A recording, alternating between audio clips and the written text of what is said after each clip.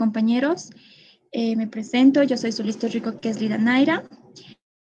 Soy integrante del grupo número 6 junto a mis compañeras.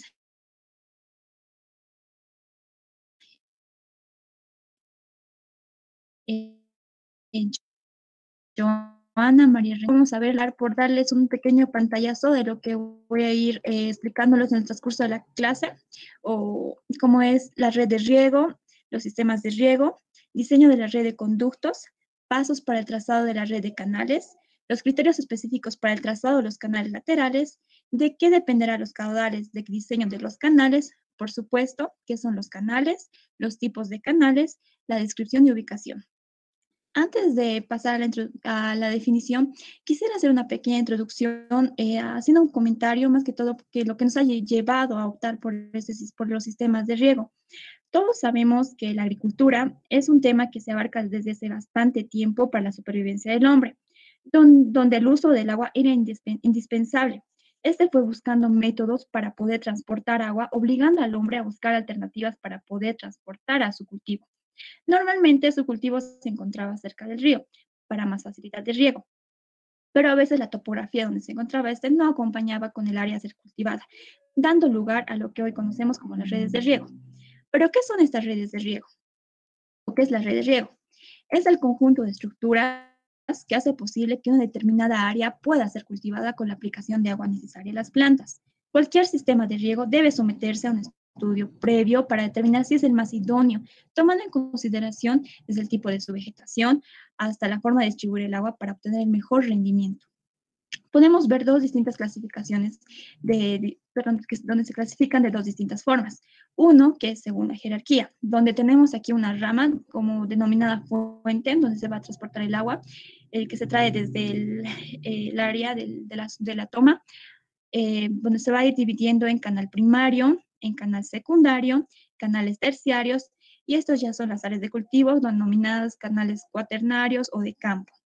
Otra forma distinta que se clasifica es según su función, donde son los canales de conducción, los canales de distribución, los canales parcelares o regaderas y los canales de drenaje. Vamos a ver, para un diseño de una red de conducto, nos vamos a ir basando por dos puntos muy importantes, donde es el diseño de la red, donde vamos a ir trazando por dónde es más factible llevar nuestro canal, y el diseño hidráulico de cada tramo del canal, para donde aquí vamos a ir viendo o sacando los cálculos necesarios para poder sacar los parámetros, como ser la base, la altura, el borde libre o talud si se tiene un canal trapezoidal.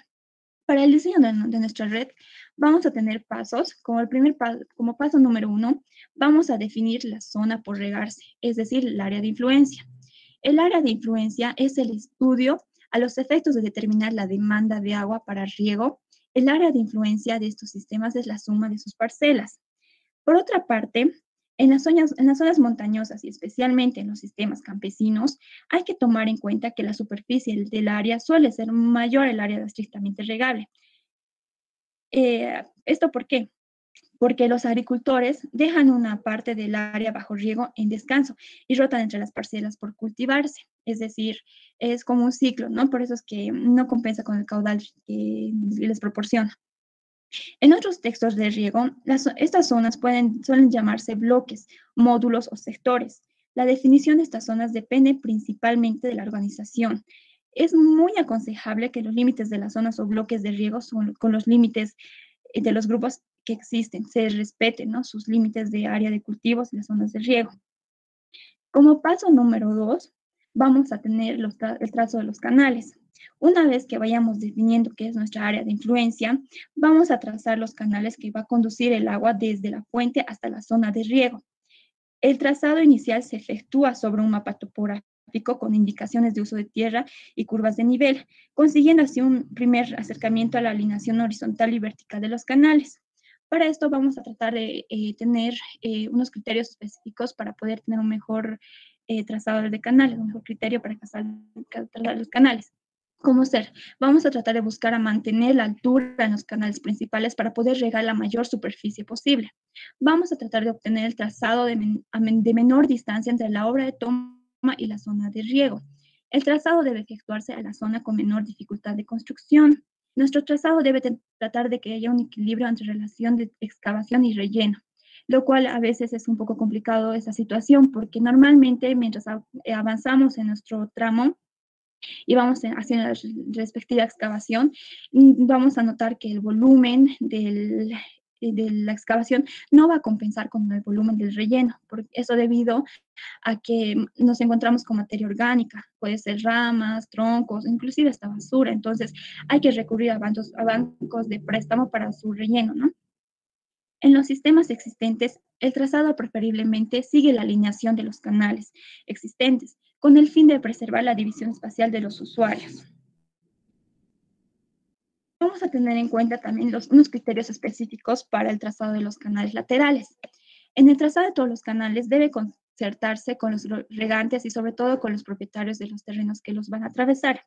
Las dos formas más conocidas son los canales laterales de canto, que son más comunes en zonas montañosas debido a su pendiente muy pronunciable, y también están los que son denominados laterales espinas de pez, donde esto mayormente se encuentra en zonas donde se trabaja con menor pendiente. También vamos a considerar que el trazado de los canales laterales va a ser preferiblemente que coincida con los límites espaciales entre los grupos de distribución, equilibrándose así un criterio con el objetivo de una menor complejidad en su construcción. Hay que también examinar más el caso de los laterales compartidos entre varios grupos. Los regantes deben estar conformes con el trazado compartido, porque era la mejor forma o el trazo más factible para poder llevar el área de riego, ¿no? Perdón, el canal. Como paso número 3, vamos a definir los caudales de diseño y nuestro esquema hidráulico. Después de que hayamos después de que hayamos tenido ya nuestra área de influencia, nuestro trazado preliminar, vamos a elaborar lo que es nuestro esquema hidráulico, que es como un resumen gráfico del futuro funcionamiento de nuestra red.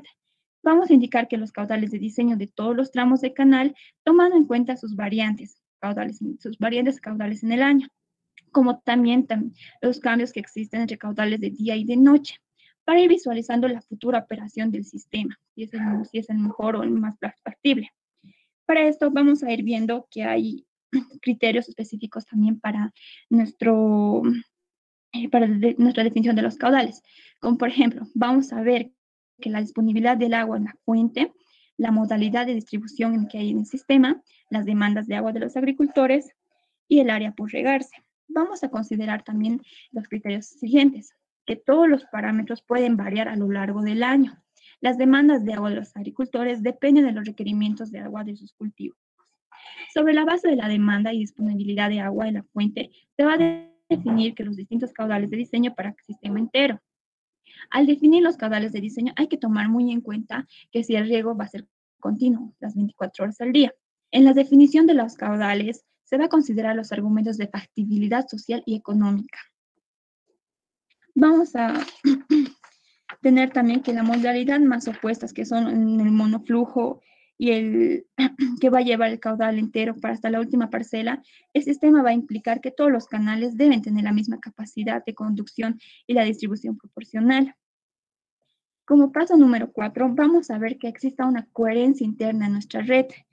Esto con el diseño de la red preliminar y los pasos ya mencionados, vamos a tener que, vamos a analizar si existe una coherencia interna en la red que permita que el sistema opere de forma propuesta.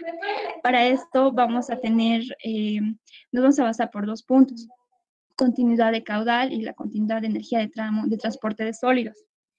Para nuestra continuidad de caudal, va a ser que la suma de todos los caudales de los canales inferiores van a definir el caudal de cada canal superior.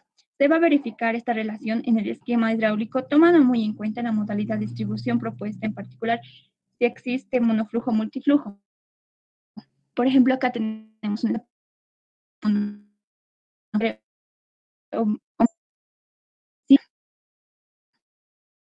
sistema.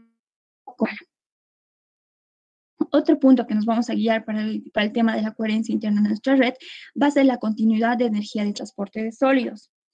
Todos sabemos que a lo largo de la red de canal debe mantenerse la energía necesaria para transportar los sólidos en suspensión y de todo en su función dependiente, y todo está en función dependiente, su pendiente de los canales, y el tirante y velocidad del flujo. Para esto va a ser aconsejable aumentar la pendiente de los tramos más lejanos para evitar nuestra sedimentación. Y esto es a causa del reparto de agua o pérdidas de tirante que va a ir disminuyendo. Para esto, para lo que es nuestro transporte de sólidos, nos vamos a encontrar en tres situaciones. Va a haber partículas que son las más pequeñas que se van a encontrar en suspensión, las que están más cerca a la superficie. Otras partículas que son entre un tamaño promedio, eso se va a entrar en saltación, que se encuentra entre la base y casi la superficie de nuestro canal. Y el arrastre. Estos ya son partículas mucho más grandes que se encuentran en una situación como su peso no hace que se lo pueda elevar más arriba, entonces estas van a estar arrastrándose en la base.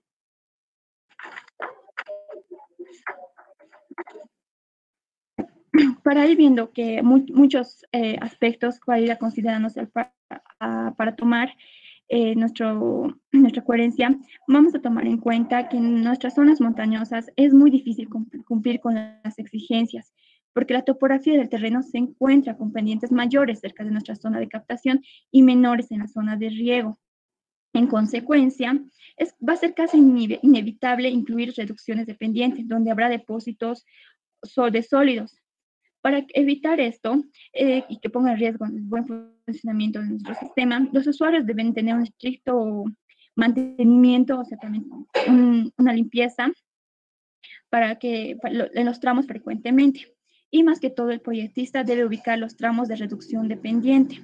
Para esto tiene que tomar en cuenta dos aspectos muy importantes, que es la ruta de seguridad y las transiciones entre tramos. Para nuestra ruta de seguridad, que es el riesgo del rebalse a causa de un mal manejo del ingreso del agua no esperada o de obstrucciones del canal, que va a representar un gran riesgo por la fuerza destructiva del agua. Para evitar tales problemas, el proyectista debe idear una ruta de seguridad de agua.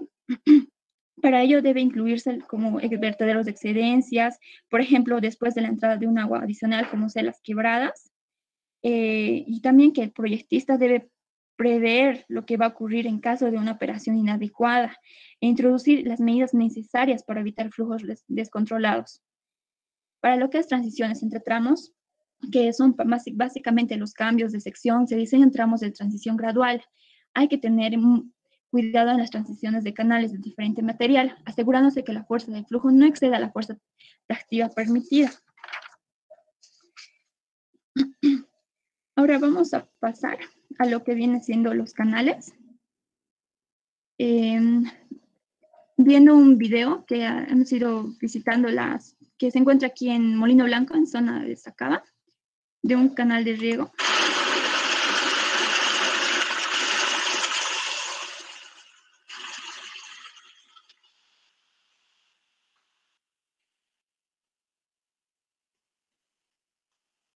Quiero hacer una pausa aquí, añadiendo un comentario, que no solamente las personas o los agricultores son los únicos beneficiados con esta red, sino también los animalitos que se encuentran cerca de la zona.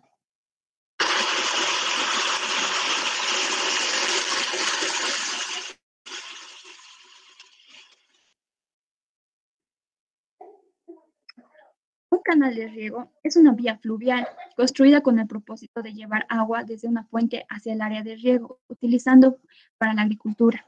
En términos hidráulicos, se entiende por canales a los conductos abiertos con una superficie de flujo libre sobre la cual actúa la presión atmosférica. Es decir, no va a ser necesario de una fuerza externa para ser impulsada, como una bomba, por ejemplo. Esta simplemente va a funcionar bajo gravedad. Vamos a ver que hay tipos de canales, que va a variar según su material, que esto va a afectar en el grado de fricción con el agua, la velocidad de flujo permitida, el grado de filtración por las paredes y riesgo de erosión. Vamos a ver los canales de tierra, los canales de piedra, canales de hormigón, canales de tuberías y canales de mampostería. En cuanto a la descripción,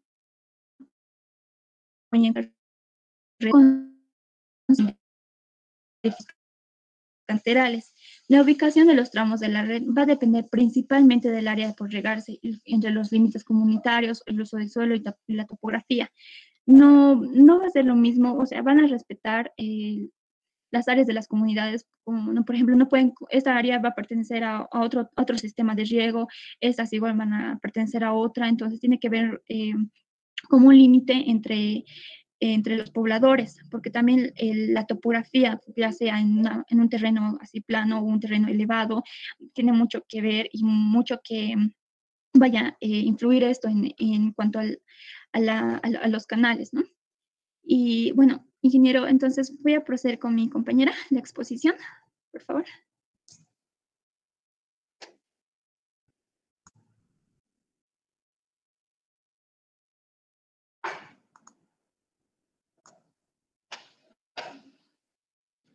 Se puede ver mi pantalla, ¿no?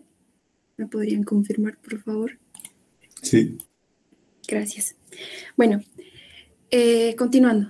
En este punto vamos a ver lo que son la altimetría o emplazamiento vertical, las formas de la sección, dimensiones de la sección y estado de flujo, tipos de flujo, borde simple, rugosidad, partes complementarias en los canales, los criterios para el diseño del tramo de un canal, el diseño hidráulico y la ecuación de Manning.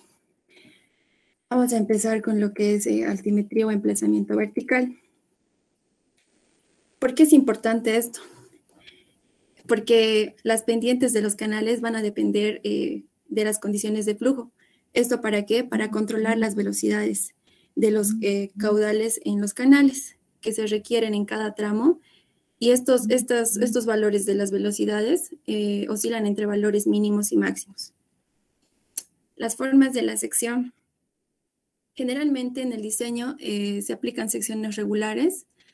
Las más comunes son, y las que más se conocen, ¿no? Las trapezoidales, las rectangulares, las circulares, triangulares y parabólicos.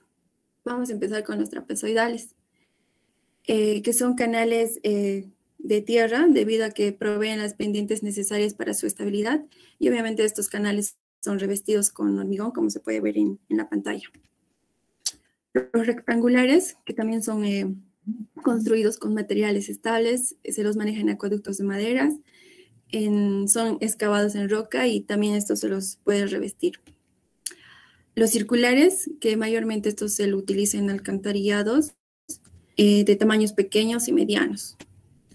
Los triangulares, que se los puede ver en cunetas revestidas en las carreteras y también en canales de tierra pequeños. Y los parabólicos, que también son revestidos y se los ven en canales viejos de tierra. Vamos a ver dimensiones de la sección y estado de flujo. Vamos a empezar primero con las dimensiones de la sección.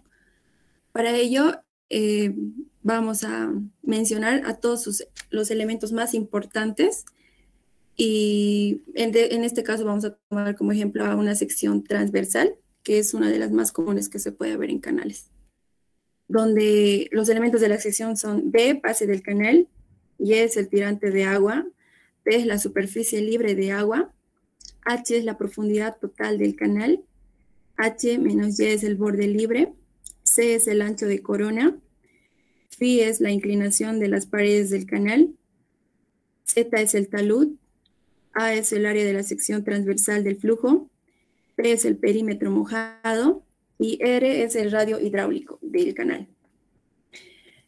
En este cuadro vamos a mostrar igual los elementos geométricos de las secciones que ya había mencionado hace rato, que son los canales rectangulares, trapezoidales, triangulares, circular y parabólicos. Sus elementos más importantes son el área hidráulica, el perímetro mojado, el radio hidráulico y el espejo de agua. Las dimensiones de la sección y la pendiente definen un estado de flujo, el estado de flujo del agua. Y entre estados de flujo tenemos al flujo subcrítico cuando el número de fluid es menor a 1, al flujo supercrítico cuando el número de fluid es mayor a 1 y el flujo crítico cuando el número de fluid es igual a 1. El flujo subcrítico, o también se le conoce como un flujo lento, y esto se da porque las fuerzas gravitorias tienen una mayor influencia en el flujo.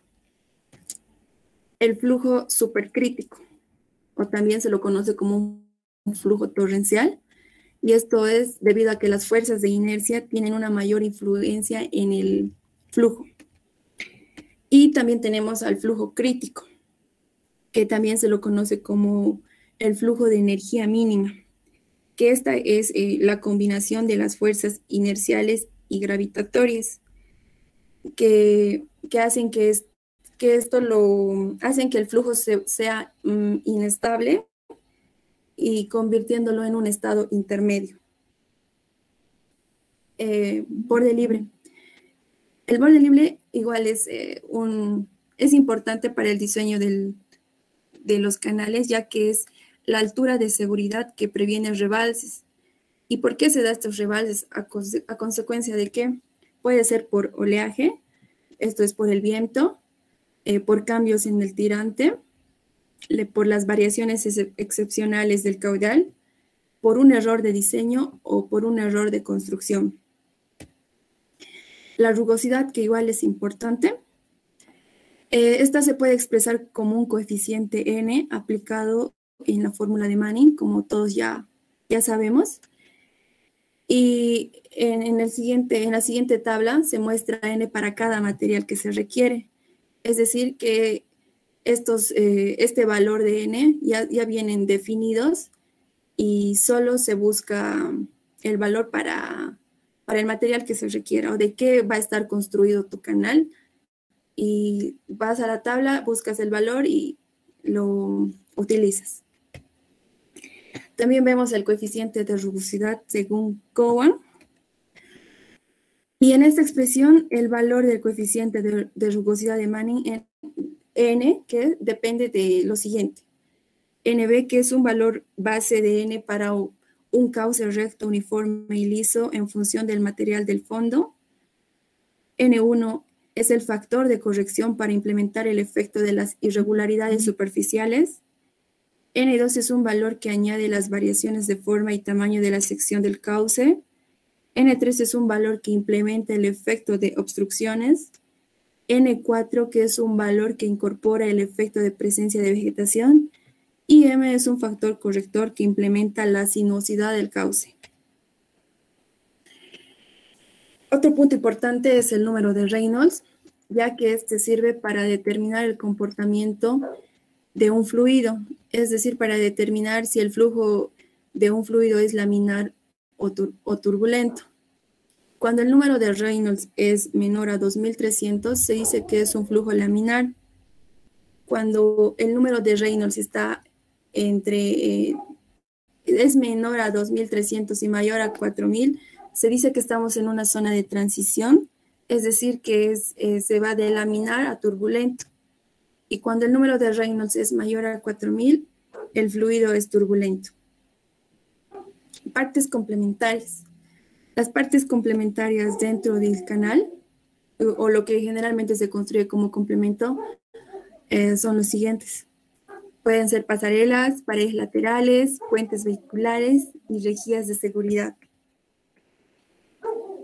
Ahora vamos a pasar a los criterios para el diseño del tramo de un canal. Vamos a empezar por el primero, que son que las dimensiones tienen que ser basadas en los caudales que se van a dar en el canal. Después, si hay variación de caudal, tenemos que usar sí o sí una sección trapezoidal. En los canales revestidos se prefieren secciones trapeciales por el ahorro de costos para economizar. Después, el ancho mínimo de la solera mínimamente debe ser de 0,30 metros. Las velocidades deben ser mínimas. Los canales deben ubicarse en terrenos estables. Si hay peligro de derrumbe, se deberá proteger el canal con una tapa o losa. Debemos mantener un flujo subcrítico para evitar erosión de soleras y paredes. Y usar caídas y rápidas en desniveles grandes de topografía. Diseño hidráulico. Para el diseño hidráulico, la fórmula que más se utiliza es la de Manning y se la conoce de la siguiente manera.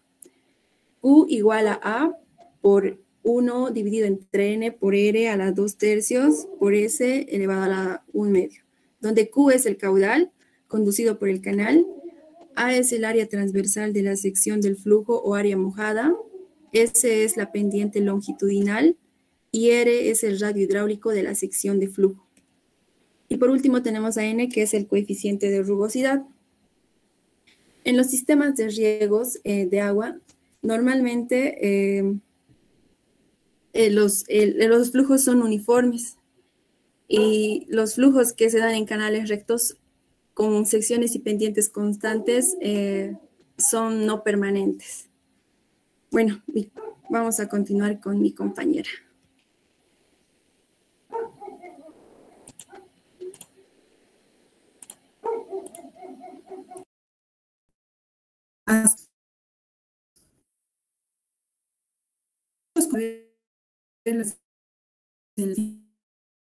Canales de hormigón, juntas de contracción, juntas de dilatación, otros usos del agua y situaciones que conviene evitar.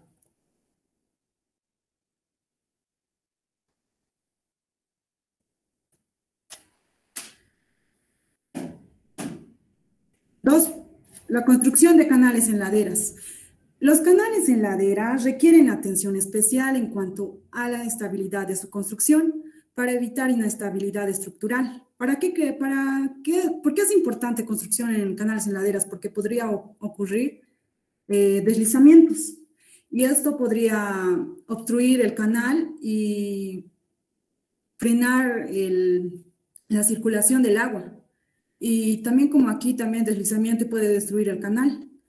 Por eso es importante. Aquí vamos a ver, vemos 4 imágenes donde para evitar la inestabilidad estructural en el canal, la pared exterior del canal y preferiblemente también su borde exterior deben apoyarse sobre el perfil longitudinal del canal, de la ladera, perdón, como el A y B. Mientras el C no cumple eso, entonces esto es lo que queremos evitar, pero el óptimo sería el D, ya que está construido con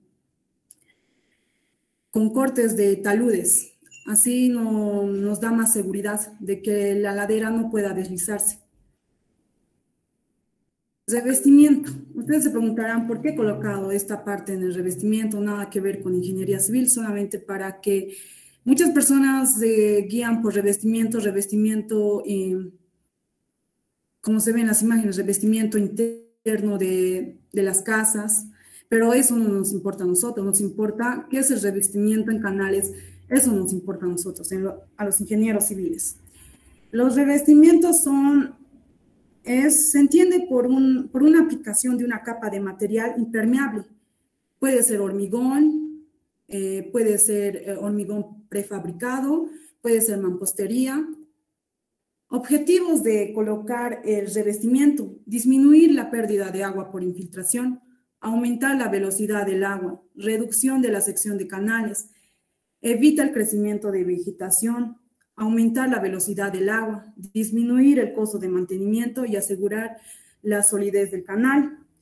Disminuir la pérdida del agua por infiltración al colocar el revestimiento, tanto que sea por hormigón armado, hormigón fresco o hormigón prefabricado. Entonces, evitamos la pérdida de agua porque ya no va a filtrar el agua, ya que estamos colocando un revestimiento impermeable. También aumenta la velocidad y también reduce la sección de canales, porque cuando el agua está fluyendo por el canal, solamente en un canal de tierra, empieza a arrastrar el canal y entonces va creciendo el canal en tema de ancho. Entonces es lo que queremos evitar. También evitar el crecimiento de vegetación, porque cuando es un canal de tierra, la vegetación por medio del agua empieza a crecer y es lo que queremos evitar también. La velocidad también depende de eso. Aumenta la velocidad el hormigón, con el hormigón del revestido. Materiales de revestimiento. hormigón, hormigón prefabricado, mampostería, PVC, PE, acero. Los últimos PVC, PE son tubos. Esto se utiliza en alcantarillado, también en red de riego, pero nosotros estamos hablando de canales, pero también los canales se pueden transportar mediante tuberías en lugares donde no se puede excavar el terreno, ya que es muy duro. Aquí vamos a ver algunos revestimientos en canales. Vemos el revestimiento de hormigón fresco, hormigón prefabricado, mampostería y tubos de PVC y PE. El hormigón es uno de los materiales más resistentes a la erosión, por lo que se prefiere aplicar en aquellos tramos de canales donde se prevén altas velocidades de agua. ¿Y donde se prevén altas velocidades de agua?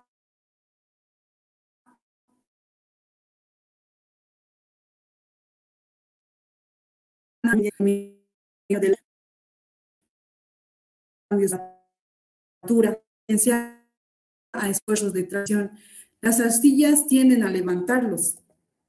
Hormigón prefabricado. El hormigón prefabricado está en el país, no se utiliza mucho. En otros países este hormigón prefabricado lo utilizan en canales, pero en Bolivia no se lo utiliza mucho porque transportarlo a lugares lejanos donde son las montañosas es muy complicado el transporte.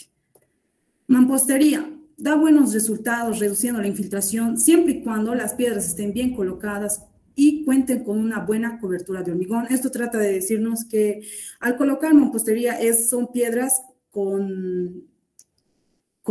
mezclado con mortero o hormigón, perdón. Hormigón, entonces al colocar el hormigón juntando las piedras tenemos que hacerlo bien, porque si no lo hacemos bien, por esas partes donde juntamos la piedra con el hormigón puede haber infiltración. PVC, PE y acero son preferibles en lugares de deslizamientos frecuentes o secciones de roca donde es difícil de excavar. Construcción de canales de hormigón. Para obtener la máxima coherencia estructural y filtraciones mínimas, se recomienda vaciar la solera y pared al mismo tiempo. ¿Qué nos trata de decir? Cuando estamos vaciando el hormigón, otros tienden a vaciar primero la solera, luego las paredes, pero nos recomiendan hacerlo todo en uno, para que si hacemos, digamos, primero la solera, luego las paredes, lo dejamos ahí, primero la solera un día, luego las paredes, va a haber una separación, no va a haber una buena adherencia. Y ahí va a haber la pérdida por infiltración. Por eso se recomienda construir todo en uno. Se puede hacer de la siguiente manera: primero las paredes, luego la solera, que eso es lo que nos recomienda. Pero también se puede hacer primero la solera y luego las paredes, pero todo en el mismo día de construcción. No se puede hacer uno esto y el siguiente día el otro, porque no va a adherirse bien. Esta es la secuencia cuando están construyendo primero la solera y se coloca piedras de distancia entre 50 centímetros de cada piedra para que pueda adherirse ahí el tramo de las laterales del canal. Juntas de contracción. Las juntas de contracción se utilizan cuando el hormigón es susceptible a sufrir cambios de dimensión debido al paso del hormigón fresco al hormigón endurecido.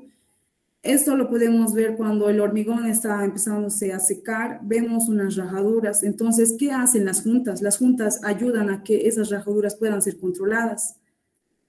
Estas son ranuras que cierran con un material plastificante. Esto se puede colocar de 3 a 5 metros de cada canal.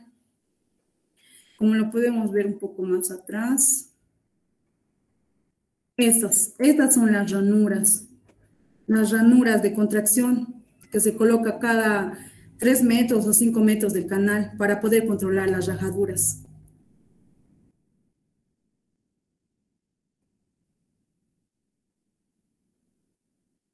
El espesor, dependiendo del espesor, si el espesor es 20 centímetros, se tiene que colocar cada 3 a 5 metros de esas ranuras. También el proceso constructivo y o consideraciones. Este tipo de juntas se puede realizar en el concreto fresco, mediante ranuras manuales o insertando tiras de manera metal, u otros se deben profundizar dentro del concreto como mínimo a 1/4 del espesor de la losa, pero no menor a 25 milímetros. Juntas de dilatación. Las juntas de dilatación se utilizan cuando hay un incremento de su volumen. Este aumento de volumen es notorio en dimensiones longitudinales. Proceso constructivo y o consideraciones. Debe resistir los esfuerzos debido a la restricción del flujo plástico. La retracción y variación de la temperatura se coloca cuando haya influencias de factores externos o internos, como el cambio de temperatura. Deben permitir movimientos horizontales, verticales y de cizallamiento, ayudando a minimizar las grietas cuando estos movimientos son restringidos. Como les expliqué, estas juntas nos sirven para controlar las rajaduras de los canales, para que nosotros podamos controlar esas rajaduras, no pueden aparecer cuando ellas quieran, digamos. Nosotros podemos colocar las ranuras y cuando colocamos las ranuras evitamos esas rajaduras que hay en los canales, porque mediante esas rajaduras que hay en los canales puede haber infiltración y eso es lo que no queremos nosotros.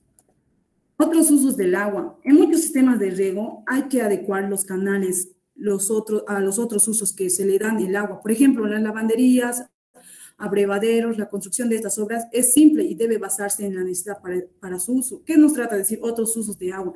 En el canal de riego no nomás transporta el agua, sino pasa por partes comunidades donde lo utilizan para lavar ropa, también lo utilizan para que sus animales puedan tomar de esta agua. Entonces, nosotros como ingenieros civiles tenemos que ver lo que la gente necesita, porque este canal no va a ser para nosotros, sino va a ser para la gente que lo está pidiendo. Entonces, hay que ver esos aspectos para construir un canal y construir al lado del canal un abrevadero, donde puedan ahí la gente saber que ahí se puede lavar ropa o también pueden disponer para sus animales. Situaciones que conviene evitar. Estas situaciones se conviene evitar en una construcción de canal. La mala calidad de su construcción. ¿Qué nos trata de decir con la mala calidad de su construcción? O mezclas mal dosificadas, mala calidad de agregado. Mezclas mal dosificadas. ¿Qué nos trata de decir esto? Cuando nosotros colocamos más cemento que arena y grava, entonces está mal el hormigón armado, el hormigón está mal preparado. Entonces, tenemos que evitar esto. Esto también nos hace ver que algunos ingenieros, para ganar un poco más de dinero, pueden comprar cemento más barato y que no tenga que no sea tan impermeable y pueda dar una mala construcción a su canal, solamente por ganar un poco de dinero. Entonces, es lo que queremos evitar. También es el mal curado de la etapa del fraguado. Esa parte es muy importante porque tenemos que ver el curado del fraguado. Y si no vemos bien esa parte, entonces vamos a ver que el hormigón va a estar mal, va a haber infiltraciones, rajaduras y también puede haber caídas de las laterales del canal. La mala calidad de ejecución del revestimiento.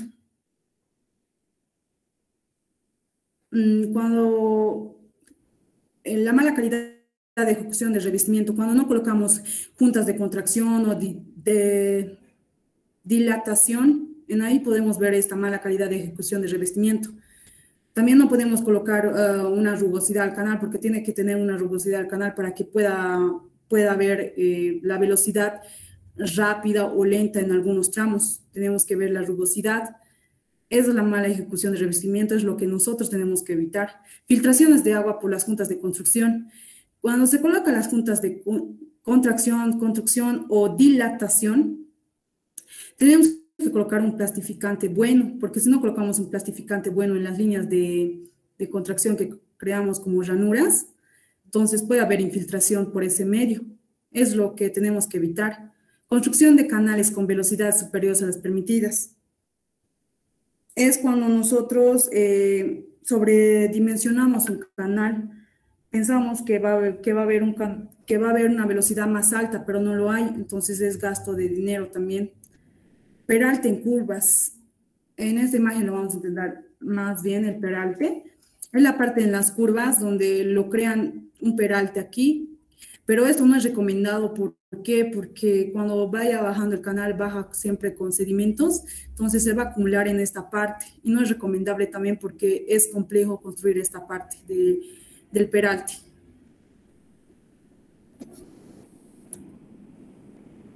Vamos a continuar con mi compañera.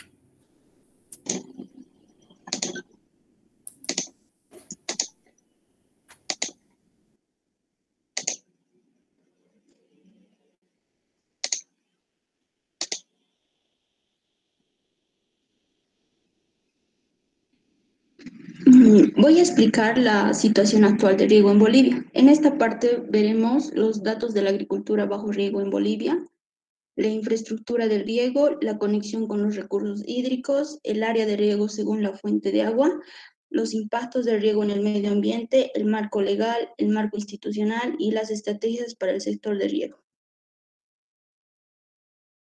En Bolivia, el riego juega un papel fundamental en el incremento de la producción, la diversificación agrícola, el empleo rural, la garantía de alimentos, constituyéndose así un elemento muy importante para el Plan Nacional de Desarrollo. Los datos del Censo Agropecuario confirman que gran parte de la agricultura del país, esto quiere decir lluvias para su desarrollo. Debido a que el riego principalmente es del tipo tradicional o por inundación, el PRONAR indica a través de la FAO que la eficiencia del riego no supera el 35%, lo que significa un desperdicio de una gran cantidad de agua, siendo este un recurso no siempre disponible. Datos de la agricultura bajo riego en Bolivia. Al año 2012 se cuenta con un registro de 5.669 sistemas de riego en el país, de los cuales se riega a más de 303.000 hectáreas y son utilizadas por más de 283.000 familias regantes. El área regada anual corresponde a la sumatoria de los cultivos regados tanto en la época de invierno como de verano, y en comparación con los 700.000 hectáreas cultivadas en la zona andina, que según datos del INE representa el 40%, mientras que en los llanos orientales, donde se cultiva más de 2 millones de hectáreas, representan no más del 1% de la cobertura de riego. Esto nos indica que la mayoría de la agricultura del país está expuesta a riesgos climáticos, como las sequías, las heladas, y estos son sumamente vulnerables a los cambios climáticos. Distribución del área regada por departamento. Actualmente los departamentos con más sistemas de riego son Cochabamba, La Paz y Tarija, siendo proporcional la cantidad de familias regantes. Nótese que los departamentos que destacan son el departamento de Cochabamba con el 32%, seguido de La Paz con un 18% y el departamento de Tarija con un 15%. Incremento de los sistemas de riego. A nivel país se observa un incremento en más de 76.000 hectáreas adicionales y 66.000 familias regantes, que corresponden a 945 nuevos registros de sistemas de riego. Como podemos ver en el recuadro, se ve el número de incremento de sistemas por departamento, el número de familias regantes y el área regada en hectáreas. Todos los departamentos han tenido un aumento en sus áreas bajo riego, pero lo que nos llama la atención son los departamentos de La Paz y Santa Cruz, que han tenido un mayor crecimiento porcentual con respecto al año 2000, como podemos ver en el gráfico inferior. Infraestructura de riego. Hay aproximadamente 5.000 sistemas de riego en Bolivia. La mayoría de estas están ubicadas en las áreas del sur y sudoeste del país, siendo los valles y el altiplano. Todos los sistemas de riego están formados por una rudimentaria red de canales abastecidas con agua de lluvia y cuentan con pocos elementos de regulación, como las presas, lo que esto hace que sean muy vulnerables a la estacionalidad de las lluvias. Tipos de infraestructura por departamento.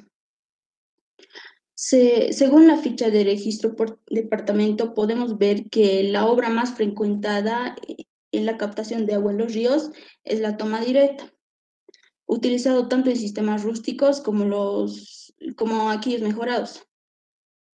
También es importante destacar que en Bolivia existen 222 presas que logran embalsar más de 500 millones de metros cúbicos. Conexión con los recursos hídricos.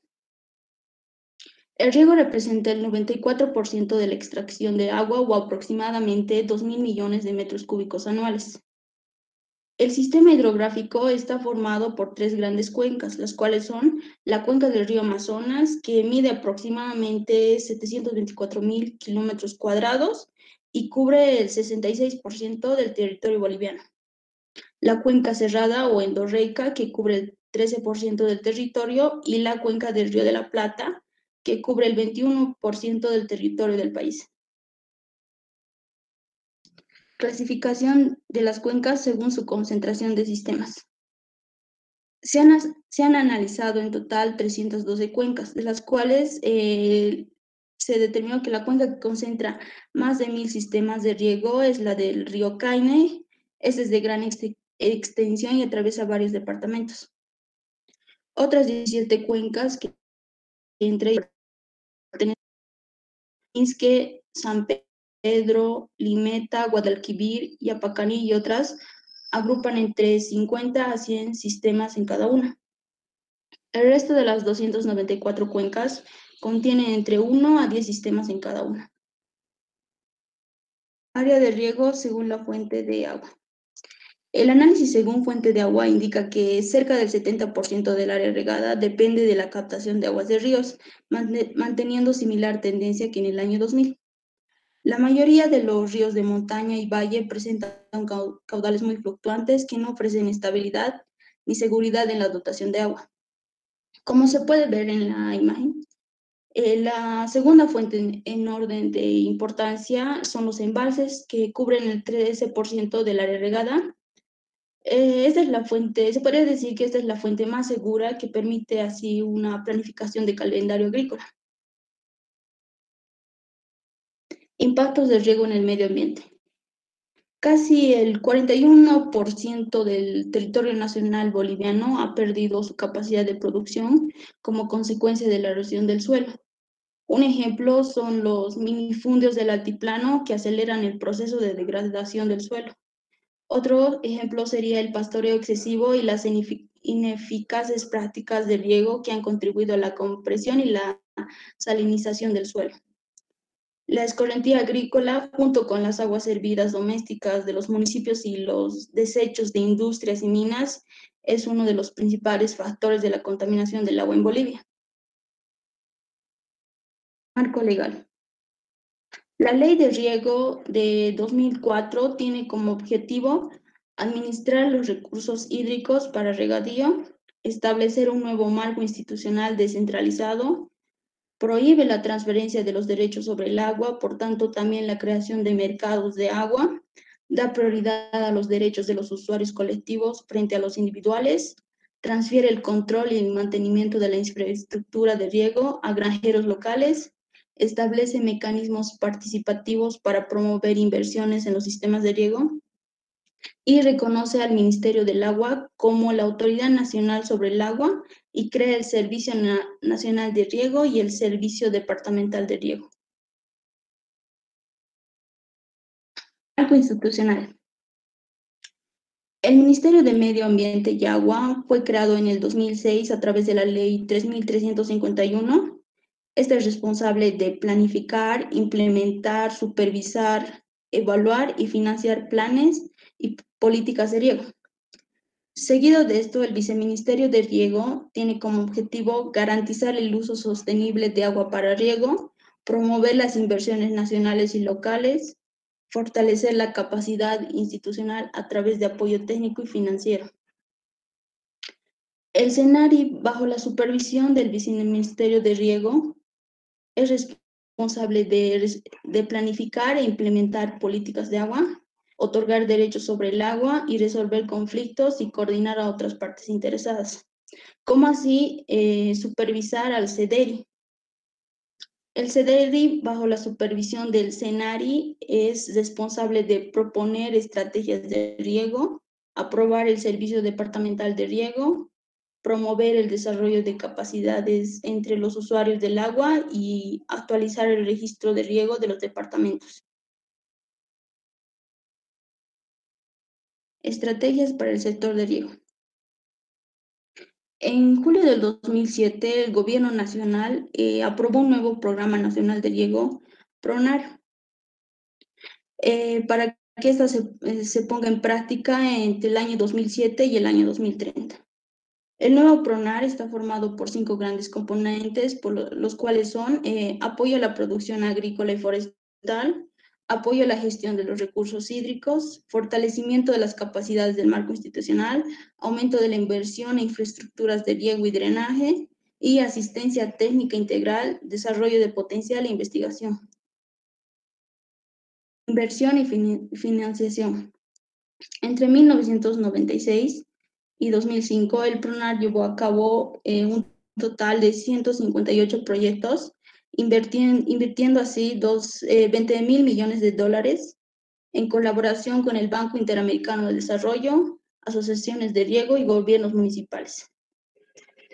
Como podemos ver en el recuadro, el número de proyectos realizados en los diferentes municipios por departamento, el área total en hectáreas de regadío y las inversiones locales. El PRONAR tiene como objetivo la construcción de infraestructuras de riego en 275.000 hectáreas, lo que beneficiaría a 200.000 granjeros con una inversión total de 1,2 millones de dólares hasta el año 2030.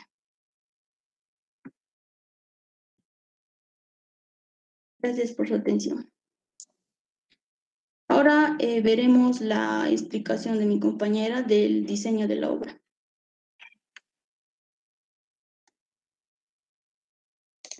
La mente es como un paracaídas, solo funciona. Entonces les invito a abrir la mente para esta parte, que es muy importante, es el diseño del canal. Las alumnas que en este año Imelda Joana y a Rafael María Naira. Verán por qué esto está acá. Nosotros fuimos a visitar el proyecto que se ubica en el Valle Bajo, que es... Jocelyn, no se ve ninguna imagen.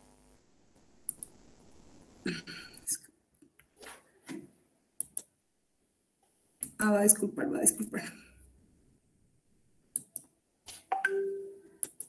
Ahora sí, Inge.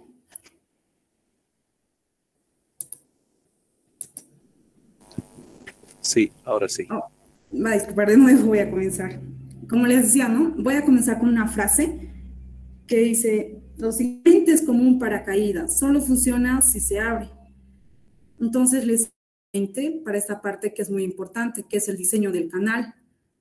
Está compuesto por las universitarias Adrián Mareño y Imelda Joana, universitaria García Rafael María René, la universitaria Mamania Pari, la universitaria Solís Torrico Kesli Danaira. Docente ingeniero Oscar Sacaventura, el auxiliar Carvajal Cruz Sergio.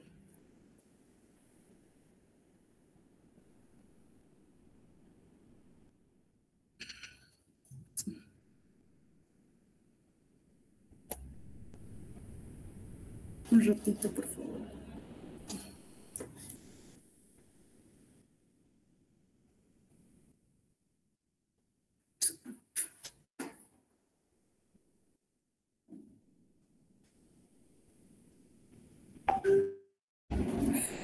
Ahí se preguntarán por qué ven esta imagen acá, ¿no? Dice la cuenca, las rutas de los canales a las distintas OTBs. Nosotros fuimos a visitar una obra que se ubica en el Valle Bajo de Cochabamba, que esta se ubica en Pairumani, ver la cuenca de aporte a Pairumani, ¿no? Ahí podemos ver el parque turístico de Pairumani. El amarillo es el canal de Toma, el canal celeste es el canal de Izcaipata, el canal verde es el canal Atagra y el canal lila es el canal Acombuyo. Nosotros fuimos a visitar esta obra, canal rectangular. Aquí podemos ver algunas fotos donde fuimos a visitar la obra. Para el diseño de este canal sacamos datos de un tramo del canal que mostró anteriormente, ¿no? Entonces hemos obtenido estos datos. La pendiente nos ha salido 0,0246, el caudal de diseño 0,172 metros cúbicos sobre segundo. En ese tramo que ven aquí, en la parte de aquí, ese tramito nos hemos medido. El diseño de canal rectangular. Ahí podemos ver el caudal de diseño, que es 0,100 cúbicos sobre segundo, y la pendiente de 0,0246. Paso 1. Calcular la altura normal a partir de la ecuación de Manning. ¿Quién no conoce la ecuación de Manning? La ecuación de Manning todos la conocemos, es el caudal igual al área por 1 sobre el coeficiente de Manning por la pendiente igual elevado a 1/2 por el radio hidráulico a la 2/3. Ahí pueden ver que el caudal, coeficiente de resistencia de Manning, área de la sección transversal, cuadrados, radio hidráulico, en metros, pendiente. ¿De dónde sacamos el coeficiente de Manning? Pues de tablas. Ahí sacamos el coeficiente de rugosidad de la siguiente tabla. Valores de rugosidad para distintos materiales de conexión de canal. Como se les ha explicado en las diapositivas anteriores de mis compañeras, el coeficiente de Manning en tablas, dependiendo de qué construyes tu canal. Puede ser hormigón, puede ser mampostería de piedra, puede ser de tierra, pero nosotros hemos elegido construir, como estamos haciendo el rediseño del canal que hemos ido a visitar en obra, hemos visto que el canal era de hormigón, entonces hemos elegido el hormigón simple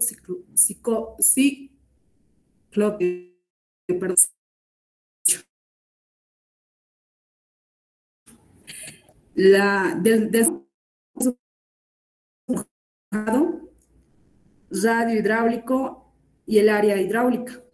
Aquí podemos ver el recuadro, pero nosotros estamos trabajando con la sección rectangular. Por eso aquí el perímetro mojado, el radio hidráulico, el área hidráulica. Reemplazando las dimensiones del canal geométricos, donde la base es igual a 2 veces Y, que es Y, el tirante. El área mojada es igual al área, es igual a la base por la altura, que es igual al tirante. Perímetro mojado, que es igual a la base por más 2 veces el tirante. Y el radio hidráulico es igual al área sobre el perímetro. Podemos ver despejando, ¿no? El área es igual base por la altura, el área despejando porque la base es igual a 2 veces el tirante, entonces reemplazando, obtenemos que el área va a ser 2 veces por Y elevado al cuadrado. El perímetro es igual a base más 2 veces Y, entonces reemplazando la base en función del tirante, obtenemos que el perímetro va a ser 4 veces Y. Para el radio hidráulico hacemos lo mismo, reemplazamos, ya que tenemos el área y el perímetro. Reemplazando en la fórmula, obtenemos que el radio hidráulico en función de Y va a estar igual a 1 sobre 2, 1/2 por Y. Reemplazando en la ecuación de Manning, con los datos que ya tenemos, que el caudal de diseño es igual a 0,172 metro cúbico sobre segundo y la pendiente es 0,0246 y el Manning elegido de tabla es 0,018. En esta es la de Manning. Obtendremos esta ecuación reduciendo, ¿no? En términos del tirante. ¿Qué queremos hallar aquí? El tirante. Entonces, con ayuda de la calculadora, vamos a obtener eso. Para esto voy a mostrar un pequeño video.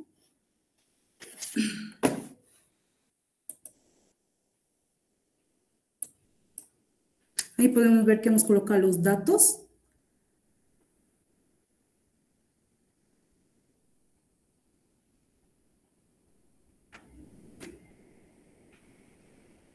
Vamos a esperar un momento porque la calculadora tarda, ¿no?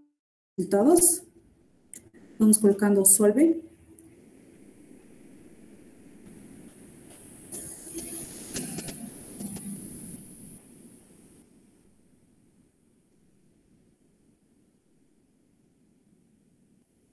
Esperen. Ya, ahí está, nos ha salido. 0,324. Entonces, con la ayuda de la calculadora resolvemos la ecuación. Ya hemos hallado el tirante. Entonces, reemplazamos en la fórmula. Tirante normal. Entonces, reemplazamos para la fórmula de base. Encontramos la base, que sería 2 por y, 2 por 0,32, y eso nos saldría 0,64. Reemplazando la y para obtener el área, la base por el tirante, y el tirante nos sale 0,32. Entonces, reemplazando nos sale 0,64 por 0,32 multiplicando en una calculadora, nos sale el área de 0,205 metros cuadrados.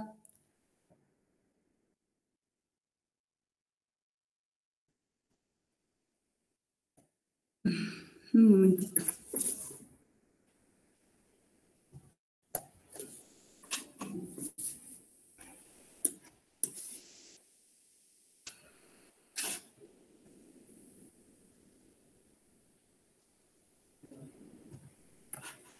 Que no quiere dar.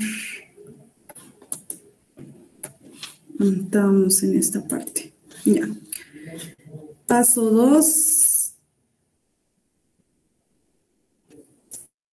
Paso 2.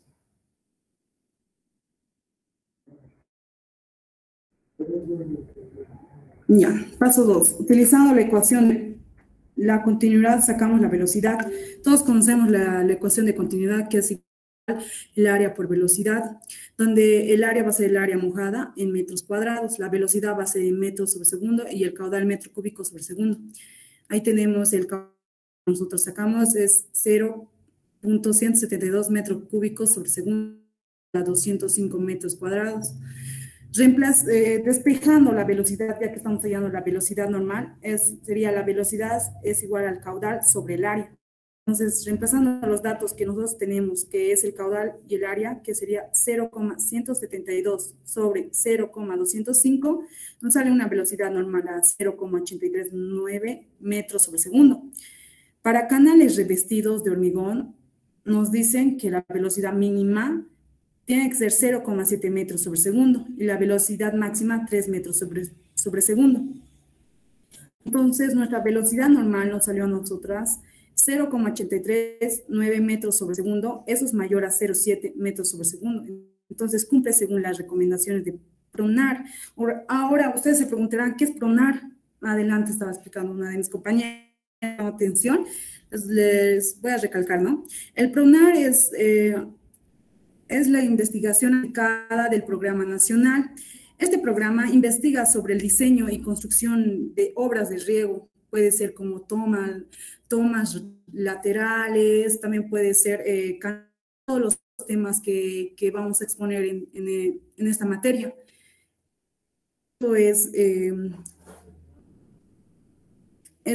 el PRONAR significa eso, son personas que investigan la aplicación del Programa Nacional, que investigan sobre cómo construir canales y cómo recomendar a los futuros que van a construir canales, porque ellos ya están investigando sobre todo respecto a eso. Entonces, sacamos esa velocidad normal, que es 0,839. Entonces, ok, está bien, cumplimos con recomendaciones de PRONAR. Paso 3, verificar el régimen de flujo. Tenemos una velocidad normal, 0,839 metros sobre segundo ya hallada. Tenemos la es 9,81 metros sobre segundo cuadrado. El área tenemos 0,205 metros cuadrados. El 0,64 m, que en esta fórmula es igual a T. Entonces, ¿qué es Freud? Freud, la velocidad sobre la raíz cuadrada, gravedad por el área sobre T. Ahí vemos que Freud es número de Freud. A es área mojada en metros cuadrados, velocidad sobre metros sobre segundo. G es gravedad, metros sobre segundo. T es el espejo de agua en metros. Reemplazando en la fórmula nosotros los datos ya que hemos obtenido hasta este punto, nos sale un Freud de 0,473. Rango que se encuentra el número de Freud. Si Freud nos sale menor a 1, el flujo será subcrítico. Si el Freud nos sale igual a 1, será un flujo laminar. Si Freud es mayor a 1, será un flujo supercrítico. En este caso, nos recomiendan dice, que sea un flujo subcrítico, porque con el flujo subcrítico se puede trabajar fácilmente. Y en este caso no nos salió menor a 1, entonces es un flujo subcrítico. ¿Ok? Entonces, paso 4, fuerza atractiva. La fuerza atractiva es igual a Newton, factor de corrección según la relación B sobre Y. Ahí tenemos ecuaciones donde C es igual a 0,77, la expresión elevado a la B sobre Y por 0,065. Para 1, B y Y tiene que estar en centro entre esos intervalos, entre 1, utilizamos la ecuación primera, pero si es mayor a 4, entonces utilizamos una C igual a 1. La densidad del agua tiene que ser 1000 kilogramos metro cúbico, la gravedad metro sobre segundo cuadrado, Y es el tirante de agua, como ya fue mencionado, es la pendiente. Ya. Calcular la relación primero, B sobre Y. Tenemos la base que es 0,64 y el tirante 0,32, entonces nos sale 2. Entonces 2 está entre los rangos 1 y 4, entonces cumple, ¿ok? Como es menor a 4, entonces utilizamos la siguiente ecuación para calcular C. C es igual a esta fórmula y en esa fórmula vamos a reemplazar B sobre Y. Y reemplazando en la fórmula, utilizando una calculadora, vamos a obtener una C igual a 0,7. Teniendo todos los datos, reemplazando en la ecuación de la fuerza atractiva, vamos a obtener T igual a 6,77 newtons metro cuadrado. Según Pronar nos recomienda, dice que tiene que ser menor a 10 newtons metro cuadrado, entonces nuestra fuerza atractiva cumple. Entonces, ok. Aquí mi compañera les va a explicar. Un momentito.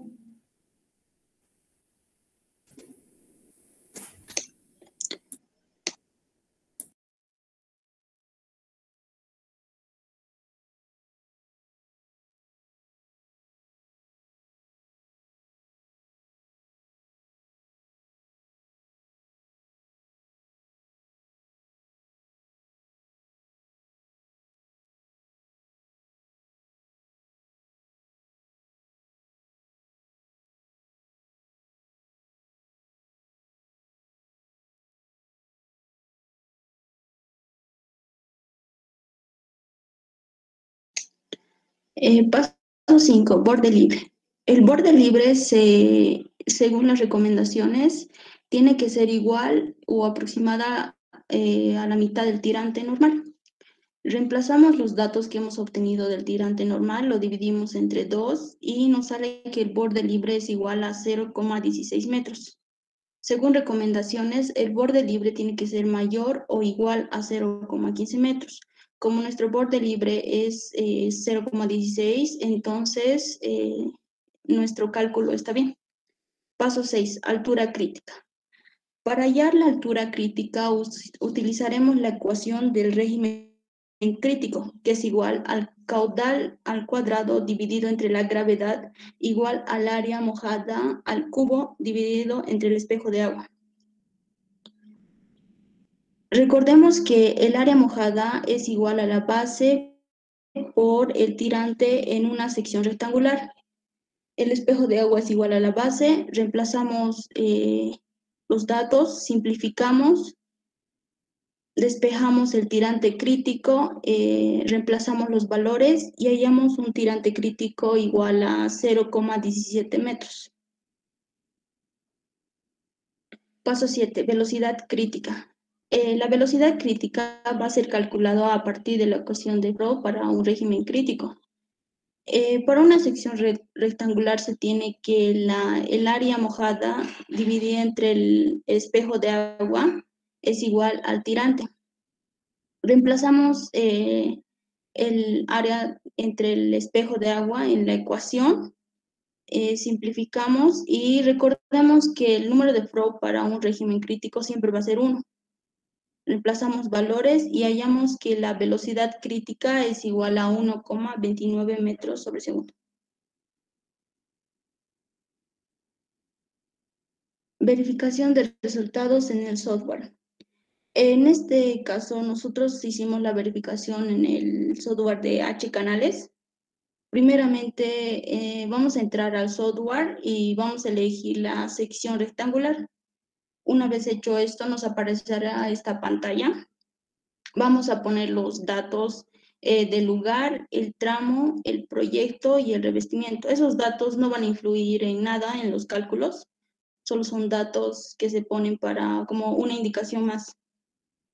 Los datos que sí se pondrán son el dato del caudal de diseño que hemos hallado en el aforo que hicimos en el canal de riego, el ancho de solera que hemos calculado, la rugosidad que pertenece al material, el cual se ha revestido nuestro canal, que es hormigón simple, y la pendiente que igualmente hemos hallado en el canal de riego. Una vez colocado estos datos, vamos a calcular y nos van a salir los resultados. Los resultados que vamos a encontrar son muy parecidos a los resultados que hemos calculado en el diseño de la obra. Ahora vamos a verificar en el régimen crítico. Para esto igualmente tenemos que poner el dato del caudal, el ancho de la solera, que es igual a la base. Calculamos y nos salen los resultados del tirante crítico, el área hidráulica, el espejo de agua, el número de Froude siempre va a ser 1 para este tipo de régimen, y la velocidad, que es muy parecida a la calculada. Esto sería todo lo que es parte de la verificación en un software. Ahora una de mis compañeras va a mostrarnos un video de la visita que hicimos al canal de riego que se encuentra en Pairumane y una parte de Combuya.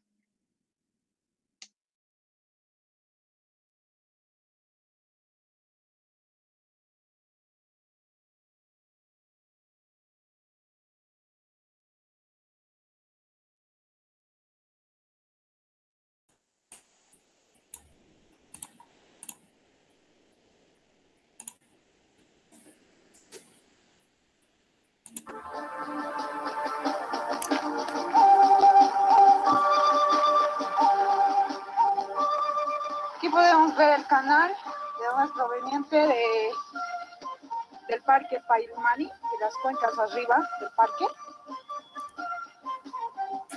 Podemos observar el canal.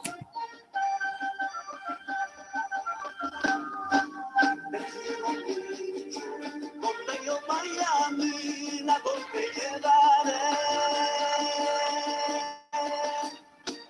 Te quiero mucho, donde tú vayas a tu lado estaré.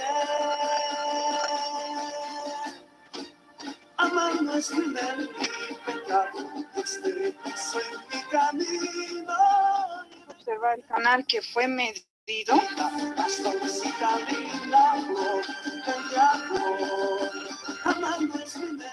Podemos observar aquí el agua, que este es el canal de derivación hacia la OTB Izcaipata. Observar el canal principal que viene de Pairumani, de la cuenca Tuituri, así me dijeron los comunarios que se llama la cuenca, donde deriva este canal, donde pueden extraer agua de la cuenca. Y este canal de derivación es a Tajra, y vamos a ver un poco del canal, y al modo de bajar el canal les voy a explicar qué días reciben los comunarios, ¿no? Este canal se divide en tres partes. De la parte principal, que viene de la cuenca Tuituri, se divide en tres, que sería Izcaipata, Tajra y Combuyo. Esto es el canal de Tajra, y podemos observar que son regados por cultivos, diferentes plantines.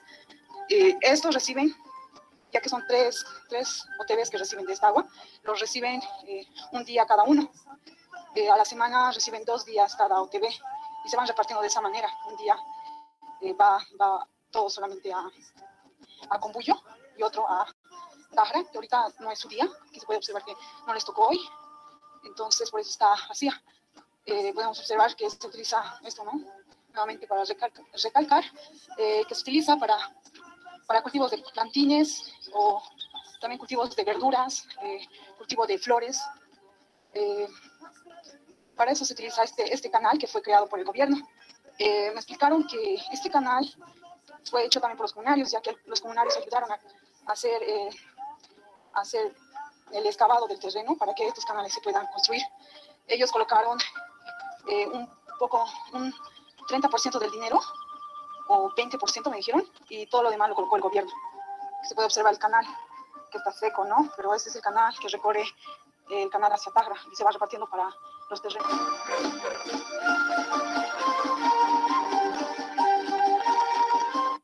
Es que pudimos observar un vaciado de hormigón en el tramo donde está el río. ¿Esto para qué? Para que cuando haya un caudal o cuando lleguen las aguas a este río, no se destruya y no se lo lleve a nuestro canal. Al final de la obra pudimos observar que la zona donde está construida nuestro canal es un sector agrícola, donde existe gran cantidad de sembradíos. Pudimos observar viveros de tomates, y también algo curioso fue que encontramos un sembradío con robo por aspersión. Somos el grupo 6 de redes de riego y canales. Espero que haya sido de su agrado. Gracias por su atención. Inge, es todo. Ya, muy bien. Presentaremos el ejercicio que tienen que resolver sus compañeros, por favor. Está bien, Inge. Joana, ¿puedes abrir el documento? Sí, ya, ahora lo abro, ingeniero.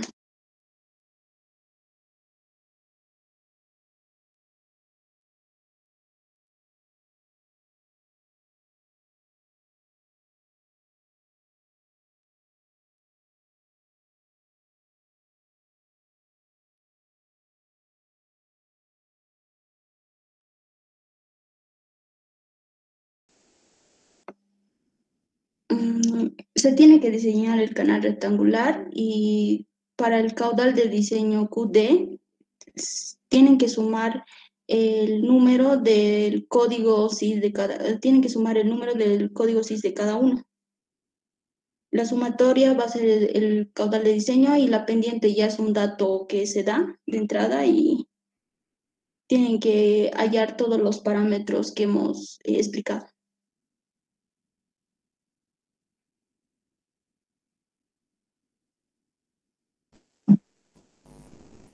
Perfecto.